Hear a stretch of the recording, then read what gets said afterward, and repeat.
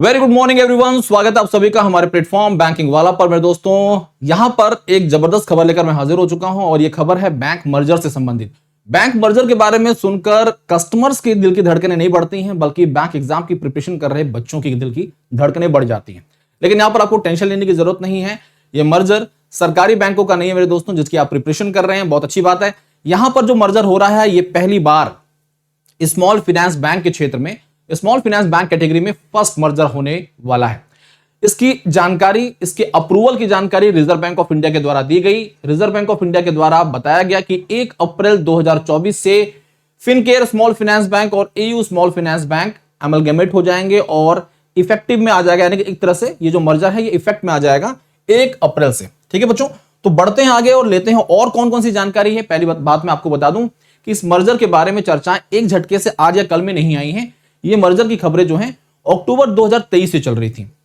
दोनों बैंक के जो बोर्ड हैं इनके बीच में समन्वय बैठ चुका था, यानी कि एक मत हो चुके थे इस मर्जर से संबंधित।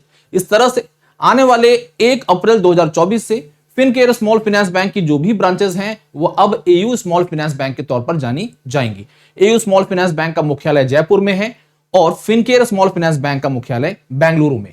इस मर्जर के बाद एयू स्मॉल फाइनेंस बैंक अपनी रीच यानी कि अपनी पहुंच को दक्षिण भारत तक भी पहुंचा पाएगा।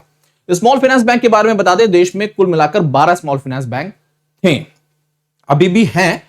1 अप्रैल से इनकी संख्या घटकर 11 हो जाएगी। ठीक है, देश में सबसे पहला स्मॉल फाइनेंस बैंक जो कि ऑपरेशनल हुआ, जिसने काम करना शुरू किया, वो था कैपिटल स्मॉल फाइनेंस बैंक।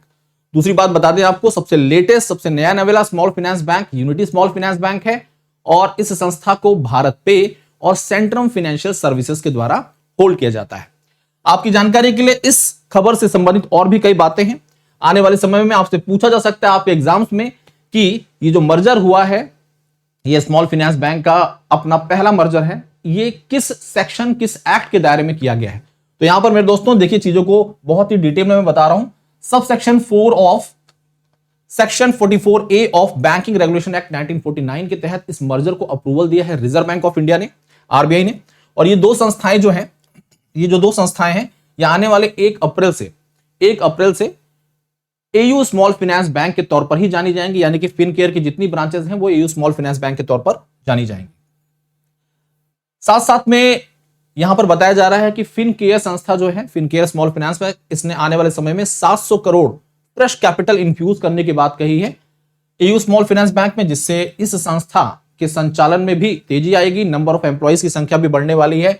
आने वाले समय में एयू स्मॉल फाइनेंस बैंक के जो टोटल नंबर ऑफ एम्प्लॉइज हैं उनकी संख्या बढ़कर 15,000 हो जाएगी और इसकी जो रीच है वो स्मॉल बिजनेसेस में भी है और साथ साथ में ये रिटेल में भी काम करता है। पर दोस्तों, ऐसी खबरों के लिए आप बने रह सकते हैं हमारे साथ, हमारे चैनल बैंकिंग वाला पर। आज शाम को 4 बजे आपके लिए एक जबरदस्त क्लास की शुरुआत करने जा रहे हैं। अभी से आप हमारे साथ जनरल अवेयरनेस की प्रिपरेशन कर सकते हैं, अभी से हमारे साथ जुड़ सकते हैं और आने वाले एग्जाम्स की जीए, बैंकिंग अवेयरनेस और प्रीवियस ईयर क्वेश्चंस के एनालिसिस पर प्रिपरेशन कर अपनी जनरल अवेयरनेस को स्ट्रॉन्ग कर सकते हैं। तो शाम को 4 बजे जरूर जुड़िएगा बैंकिंग वाला पर। अभी इतना ही काफी है। धन्यवाद मेरे दोस्तों, ऐसी खबरों के लिए जुड़े रहिए बैंकिंग वाला पर। Thank you.